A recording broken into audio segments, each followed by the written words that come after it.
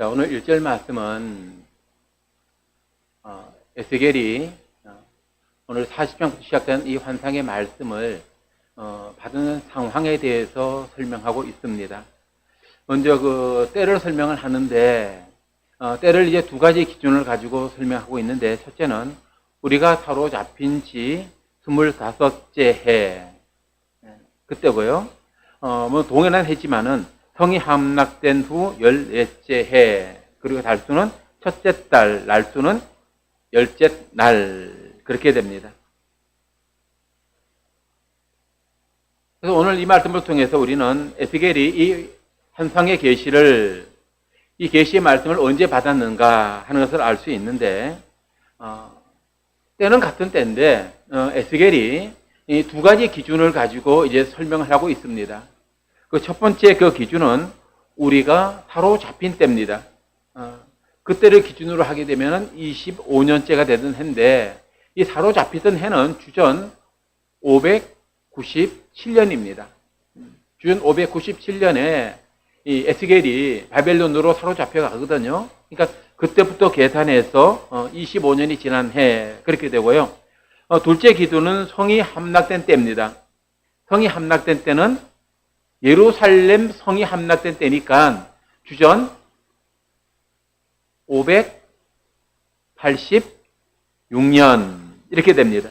그래서 11년의 차이가 나서 그때를 기준으로 하게 되면 이제 14년째가 됩니다. 이제 에스겔을 쭉 읽어보게 되면 에스겔은 자신에게 있었던 사건이나 또 하나님의 계시 말씀이 임했을 때를 몇 년 이렇게 표현을 하는데, 주로 그 기준이 언제냐면은 자신이 사로잡혀 온 때, 그러니까 주전 597년을 기준으로 해서 몇 년째, 10년째, 뭐 11년째, 8년째 이런 식으로 쭉 이제 표현을 하고 있습니다. 자, 그런데 이제 오늘 말씀에 오게 되면은 기준점이 두 개예요. 두 개. 그럼 우리는 왜 에스겔이 보통 다른 곳에는요 이렇게 두 개로 표현한 것이 없어요. 두 개로 표시한 것은 에스겔서 1장 1절에서 2절입니다. 거기 보게 되면은 30째 해 5째 날 초닷새. 여기서 30째 해는 자기가 30살 되던 해이고, 또 그때는 여호야긴 왕이 사로잡힌 지 5년 그 달 초닷새, 이렇게 설명하고 있거든요. 그러니까 여호야긴이 사로잡힌 때는 자신이 포로로 잡혀온 때가 똑같은 때예요. 그리고 그때 그리고 나서 그때 5년이 지나서 자기가 30살이 되었다. 그러면 자기가 사로잡혀 올 때는 25살 때 사로잡혀 왔다, 그런 말입니다. 그래서 이 1절과 2절을 제외하게 하면은 두 해를 같이 같은 기준을 가지고 설명하지 아니하고, 이 기준을 가지고 설명하기도 하고 저 기준을 가지고 설명하기도 하고, 그리 한 것이 1장 1절 2절과 그리고 오늘 우리가 읽었던 이 40장 1절의 본문이 유일합니다. 다른 곳에는 다 그냥 몇 년째 이렇게만 되어 있어요. 그럼 우리는 여기에서 왜 에스겔이 지금까지 표현했던 그런 사용법과 달리 이렇게 자신이 지금 하나님의 계시를 받는 이때를 두 가지 기준을 가지고 말했을까? 물론 우리는 대부분이요, 많은 말씀들이 에스겔이 예루살렘 성이 함락되기 전에 말씀을 기록할 때는, 그때는 그 예루살렘이 함락된 때로부터 몇 년 이렇게 표시할 필요가 없었기 때문에 그랬다, 이렇게 볼 수도 있지만은요, 29장 17절 보게 되면은 27째 해 그러거든요. 자기가 사로잡혀 이제 27째가 되니까 이때는 예루살렘 성이 함락되고 파괴된 이후가 되는 거예요. 근데 그때도 이렇게 두 가지 기준을 가지고 말하지 않고요, 32장 1절에도요 12째 해 12째 달 이렇게 표현하고 있거든요. 그러니까 12째 해가 되게 되면은 역시 이때도 예루살렘 성이 무너진 때예요. 그럼에도 불구하고 이렇게 예레미야는 두 가지 기준을 가지고 말하지 아니하고 한 가지 기준만 가지고 말을 했습니다. 그럼 우리는 이제 여기서 왜 에스겔이 여기서는 다른 곳과 달리 두 가지 기준을 말했을까, 이런 궁금증이 일어나는 거예요. 보통 우리가 글을 쓸 때 같은 단어나 같은 문장은 반복하지 말라, 그렇게 말합니다. 그럼 에스겔이 그래서 그랬을까? 그런 것 같지는 않아요. 그래서 우리는 여기에서 사로잡힌 때와 성이 함락된 때라고 하는 이 설명이 그 의미가 어떻게 다른가 하는 걸 좀 볼 필요가 있어요. 내가 사로잡혀온 때와 예루살렘이 함락된 때 의미가 어떻게 다를까? 의미가 어떻게 다를까요? 제가 지금 몹시 어려운 질문을 하고 있어요. 몹시 어려운 질문을 하고 있지만은 거기에 대해서 궁금증을 한번 가져보십시오. 내가 사로잡혀 온 해와 예루살렘 성이 함락된 해, 하나님의 성전이 파괴된 때, 그게 어떤 의미가 다를까? 자, 먼저 우리가 사로잡힌 때를 생각해 봅시다. 이때는 예루살렘 성과 하나님의 성전이 그대로 있었습니다. 그리고 이스라엘에는 왕도 있었습니다. 그리고 대다수의 유대인들이 아직도 어디에 살고 있어요? 예루살렘과 유다 땅에 살고 있습니다. 그러니까 에스겔이 사로잡혀 왔지만은요, 이때 사로잡혀간 사람들은 전체 이스라엘 백성과 비교하게 되면은 많은 수가 아니라 많지 않은 수예요. 유대 땅에 남아있는 이스라엘 사람들이 훨씬 더 많습니다. 그러면은 이것이 어떤 의미가 있을까요? 그 당시에는 비록 이 유다가 바벨론에 속국이긴 했지만은 국가가 소멸된 상태는 아니었습니다. 이것이 사로잡혀온 사람들에게 상당히 중요한 의미가 있어요. 우리 이걸 생각해 봅시다. 조선시대, 내가 조선시대 때 태어났어요. 근데 우리가 이제 청구가 싸움을 한다고 해서 내가 포로로 잡혀갔습니다. 소현세자가 이제 그렇게 갔잖아요. 그런데 나라가 완전히 망해서 없어진 것과 내가 비록 사로잡혀 갔지만은 나라는 변함없이 있어요. 왕도 있어요. 사로잡힌 백성들보다는 남아있는 백성이 훨씬 많아요. 그때는 그게 어떤 의미가 있을까요? 나라가 건재하기 때문에 비록 내가 잡혀와 있지만은 우리나라는 지금도 존속하고 있는 거예요. 이것이 예루살렘 성이 함락되기 전까지 바벨론으로 사로잡힌 것 같은 사람들이 가지고 있었던 생각입니다. 우리는 사로잡혀 왔지만은 우리나라는 여전히 건재하고 있고 하나님의 성전은 여전히 예루살렘이 있고 우리에게는 왕이 있고 우리의 국가가 있고, 그런데 성이 함락됐어요. 성이 함락됐다는 건 무슨 의미죠? 나라가 있어요, 없어요, 이제? 나라가 없어진 거예요. 나라가 망해버린 거예요. 나라가 망해버리고 왕도 없고 나라도 망하고. 포로로 잡혀왔지만은 그래도 나라가 있을 때와 포로로 잡혀왔는데 나라까지 없어진 것과 가지고 있는 의미가 다르죠, 그죠? 그래서 에스겔은 지금 두 가지 시대적인 배경을 함께 말하면서 우리가 바벨론으로 사로잡혀 왔지만은 그러나 지금까지는 그래도 나라가 있는 백성이었는데, 근데 이제는 어떻게 됐다? 나라가 없는 백성이 되었다. 나라가 망한 백성이 되었다. 이것이 사로잡혀 온 것과 예루살렘 성이 함락된 것과의 차이예요.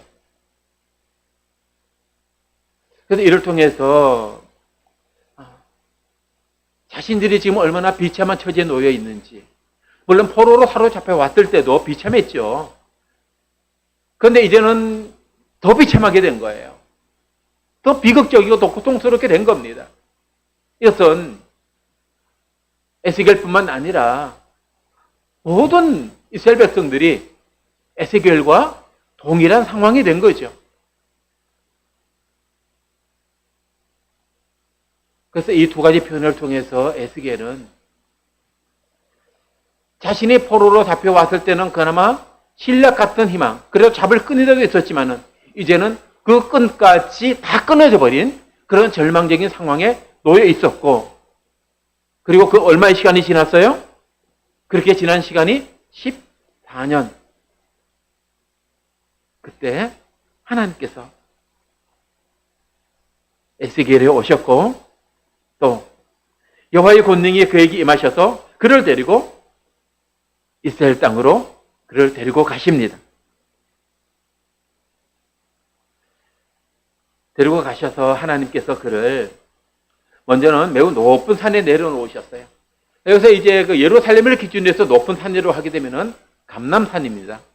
신약 성경에 나오는 그 감람산이 예루살렘에 있는 곳보다 이렇게 더 높은 지역이에요. 그래서 거기서 이렇게 내려다 보게 되면은 그 예루살렘에 있는 예루살렘의 이제 성곽과 성전이 이렇게 한눈에 쭉 다 내려다 보입니다. 자, 거기 갔으니까 예루살렘이 다 보이겠죠. 쭉 내려다 보이겠죠. 내려다 보이는데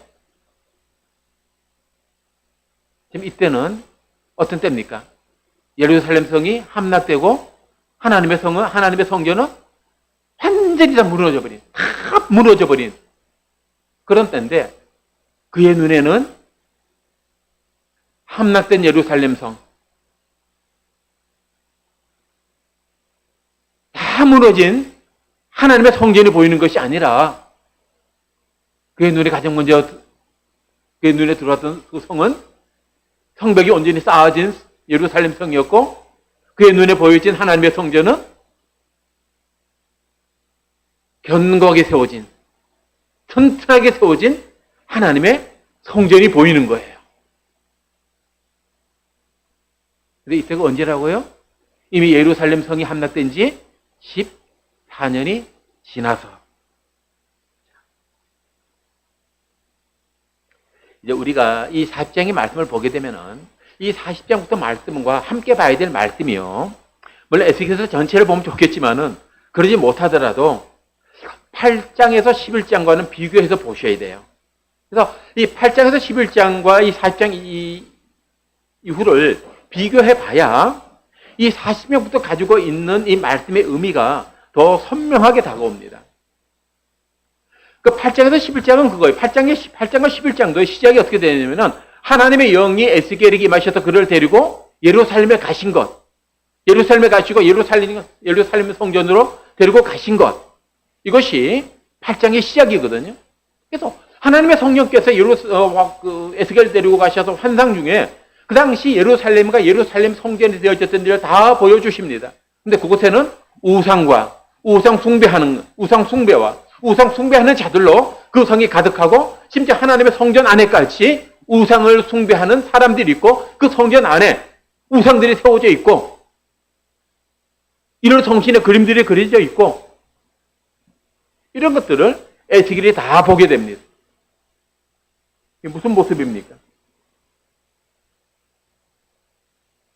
그 당시 이스라엘 백성들이 얼마나 부패했는지 그들이 얼마나 우상 숭배에 깊이 빠져 있는지를 이를 통해서 하나님께서 설명해 주고 계시는 거예요. 그러면서 8장부터 그들의 어떻게 우상을 섬기는 것에 대해서 하나님께서 에스겔 한 장을 쭉 보여주시면서 11장에 넘어가게 되면은 이 하나님의 영광이 성전을 떠나고 예루살렘 동문을 통해서 하나님의 영광이 떠나갑니다. 떠나가서 그 하나님의 영광이 높은 산 위에 서게 되는데 바로 그 산이 어디예요? 지금 40장에 나와 있는 에스겔이 처음에 서 있었던 그 산이에요. 자, 그러면 8장에서 11장은요. 하나님의 영광이 떠나가기 위해서 하나님의 영광이 감람산에 서 있고 지금은요. 하나님께서 에스겔을 그 성으로 보게 하시고 데려오시기 위해서 오는데 그때는 하나님의 떠났던 영광이 다시 이 성으로 들어오게 하시기 위해서 이 일을 하고 계시는 겁니다. 그래서 이제 쭉 읽어보게 되면은 뒤편으로 가게 되면 하나님의 영광이 11장에서는 동쪽 문을 통해서 예루살렘에서 나가시잖아요. 이번엔 반대로요. 그 감람산에서 그 동쪽 문을 통해서 하나님의 영광이 들어와요. 떠나갔던 하나님의 영광이 떠나갔던 문으로 들어옵니다. 자, 그런 말씀 때문인지 모르겠지만요. 지금도 예루살렘에 가게 되면은 예루살렘에 황금문이 있어요. 근데 그 문은 다른 문으로는 다 열려 있는데 그 문은 꼭꼭 잠겨 있습니다. 그럼 유대인들이 왜 예루살렘의 동쪽 문을 잠가놨느냐? 그 예루살렘의 문은 메시아가 오실 때 들어올 문이기 때문에 메시아의 오실 때를 기다리면서 그 문을 잠궈 놓은 거예요. 그럼 우리가 이제 이 말씀을 통해서 뭐가 연상되죠? 예수님께서 감람산을 넘어서 바로 유대인들의 지금은 잠궈놓은 바로 그 문을 통해서 예수님께서 예루살렘에 들어오셨다 그거예요. 그래서 오늘 40장의 말씀 이후로 되어질 말씀은요, 8장부터 11절 말씀을 잘 보셔야 돼요. 그래야 이 말씀이 가지고 있는 의미를 우리가 분명하게, 더 선명하게 알게 되는 겁니다. 그래서 지금 시간적으로 보게 되면은 8장과 이 40장은 한 20년의 차이가 나거든요. 그러니까 20년 전에 그 에스겔이 하나님의 성령의 이끌림을 받아서 이곳에 와서 본 환상에서는요, 이것은 어떤 곳이었습니까? 오늘 우상과 우상 숭배와 우상 숭배자들로 더럽혀진 성전, 바로 그 성전을 봤습니다. 근데 지금 와서 보니 그런 모습은 다 사라졌어요. 다 사라지고 하나님께서 새롭게 세우신 성전, 거룩한 예배 처소로 완전하게 회복된 하나님의 성전, 그게 보이는 거예요. 그러니까 하나님께 이걸 보여주신 거예요. 보여주셨는데 실제와는 똑같아요? 똑같지 않아요? 실제는 가서 보면 어떻게 돼요? 다 무너져 있어요. 환상 중에 본 성전은 세워져 있어요. 이를 통해서 하나님께서는요, 이렇게 다 무너지고 파괴되었지만은 하나님께서 이 성전을 다시 세우시겠다는 거예요. 세우시고 거기에 하나님의 떠나갔던 영광이 다시 그 동문을 통해서 하나님의 영광이 이곳까지 임하시겠다고 그것을 말씀해주고 계시는 겁니다. 그래서 하나님께서는 이렇게 에스겔에게 구체적으로 다 보여주시기 전에 그 감람산에서 그것을 바라보게 하시면서, 그리고 그 하신 말씀이 그거예요. 3절 봤더니 나를 데리고 거기에 이르시니 모양이 녹같이 빛난 사람 하나가 손에 3줄과 측량하는 장대를 가지고 문에 서 있더니, 그러면서 그 사람이 에스겔에 말합니다. 인자야, 내가 내게 보이는 그것을 눈으로 보고 귀로 들으며 마음으로 생각할지어다. 내가 이것을 내게 보이려고 이리로 데리고 왔나니 너는 본 것을 다 이스라엘 족속에게 전할지어다. 이렇게 말씀합니다. 현재 에스겔은 하나님께서 그에게 보여주시는 것들 그의 두 눈으로 분명하게 봐야 됩니다. 그리고 하나님께서 그에게 하시는 말씀을 그의 귀로 똑똑하게 들어야 합니다. 그리고 하나님께서 보여주신 것과 하나님께 하신 말씀을 마음으로 생각해야 합니다. 그렇게 말씀하고 계시는 거예요. 다시 한번 볼까요?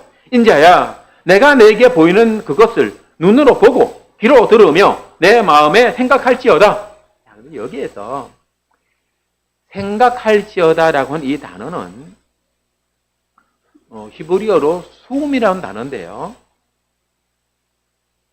두다, 세우다, 임명하다, 설립하다, 이런 등등의 뜻이 있어요. 근데 이 단어가 가지고 있는 가장 기본적인 의미는 두다라고 하는 의미입니다. 두다. 그래서 사무엘상 17장 54절에요. 다윗이 그 갑주를 자기 장막에 두니라 했을 때 이 두니라가 수음이라는 단어예요. 그 갑주는 골리앗의 갑주거든요. 다윗이 골리앗을 죽이고 그 골리앗의 갑주를 자기 장막에 두었다라는 말입니다. 그렇다면은요, 너의 마음에 생각하라 하는 이 말은 너가 보고, 너가 본 것, 너가 들은 것, 이것을 어떻게 하라는 거예요? 내 마음에 두라는 거예요. 내 마음에 잘 보관하라는 거예요. 그 표현을 마음에 두라 그러니까 좀 이상하니까 어떻게 번역을 했어요?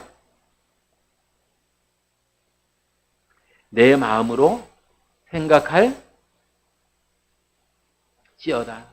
근데 생각할지어다보다는요, 저는 그대로 단어 그대로 내 마음에 둘지어다 이렇게 번역하는 것이 더 의미를 이해하는 데 좋지 않을까 그런 생각도 해요. 내 마음에 두어라. 내 마음에 잘 보관해라. 우리가 이 말씀을 통해서 우리는 무엇을 배웠냐면은 우리가 하나님께서 우리에게 보여주신 것, 하나님께서 우리에게 하신 말씀, 이것은요, 우리의 마음에 두어야 될 것이에요. 우리의 마음에 두게 될 때, 비로소 그 말씀이 우리 안에서 역사를 해요. 그러니까 우리가 말을 많이 듣잖아요. 말을 많이 듣는데 그 말을 마음에 두지 않는 거예요. 잊어버리는 거예요. 생각이 없는 것을 잊어버리는 것인데 이건 다르게 표현하면 그 말을 우리 마음에 두지 않는 겁니다. 우리가 자녀들을 책망할 때 그럼 내가 너희들을 훈계하고 가르쳤던 것을 마음에 두지 않는 것. 그때 뭐라 그럽니까? 귓등으로 듣는다 그러잖아요. 귓등으로 듣는다. 어떻게 그런 아름다운 표현인지 몰라요.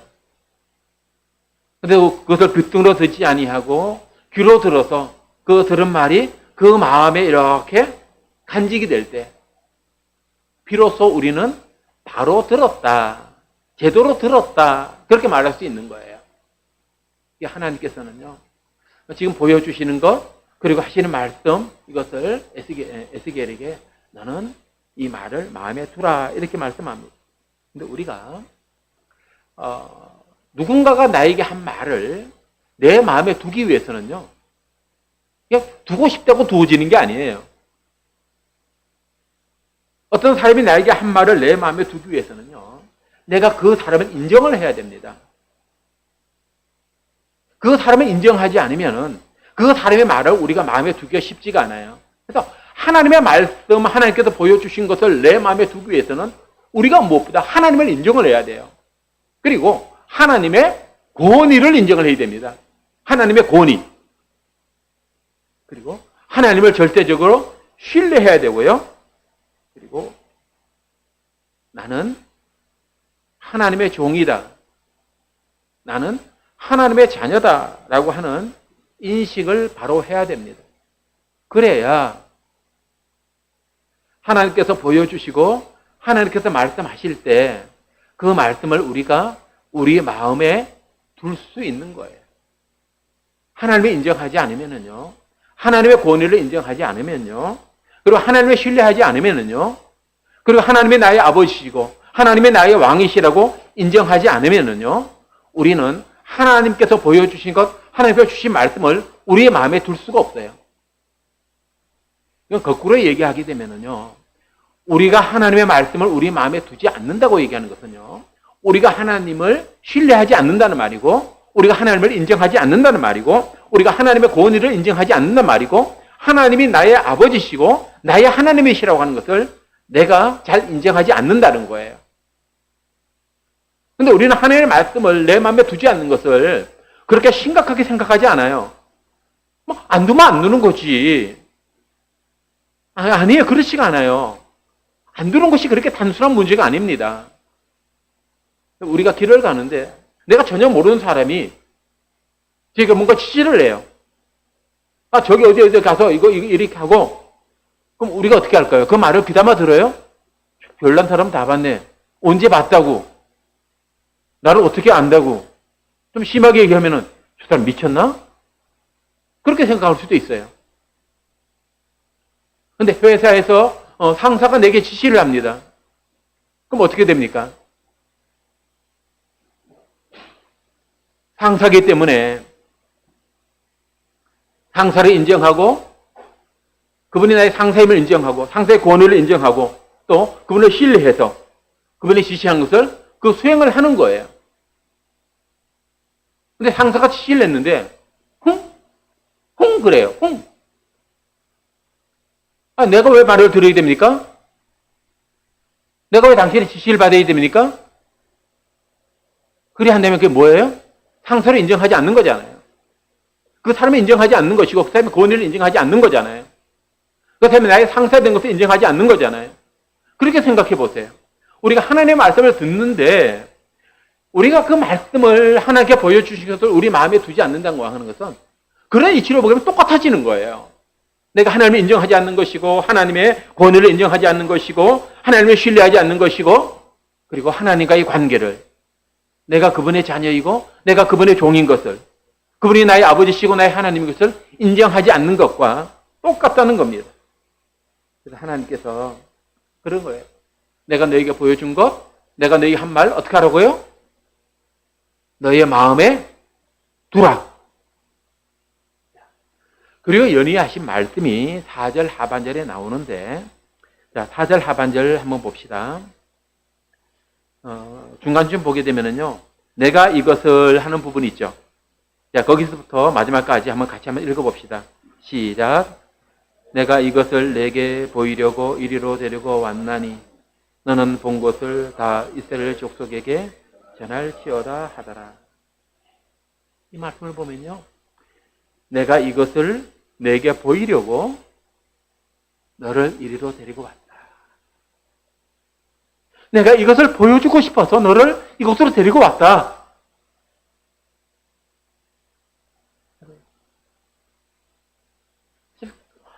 감사하지 않아요? 이것을 보고 내가 한 말을 듣게 하기 위해서 내가 너를 이곳까지 데리고 왔다고.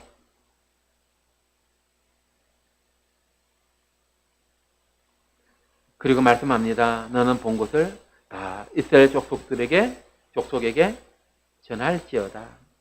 자, 여기에는 하나님께서 에스겔을 예루살렘으로 데리고 오신 이유와 목적에 대해서 말씀합니다.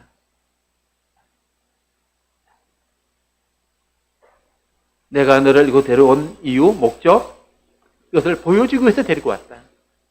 또 이유와 목적, 너의 본 것을 전부 다 이스라엘 족속에게 전하게 하기 위해서 데리고 왔다. 그리고 그렇게 하기 위해서 내가 너에게 보여주고 내가 너에게 말하고 있다. 우리가 하나님의 말씀을 듣고 그 말씀을 우리 마음속에 간직하기 위해서, 마음에 두기 위해서도요, 하나님을 인정하고 하나님의 권위를 인정하고 하나님을 신뢰하고 하나님과 관계를 알아야 되지만은 그뿐만 아니라 하나님의 말씀에 순종하기 위해서도 어떻게 해야 돼요? 하나님을 인정하고 하나님의 권위를 인정하고 하나님을 신뢰하고 그리고 하나님과의 관계를 인정하고 알고 인정해야 합니다.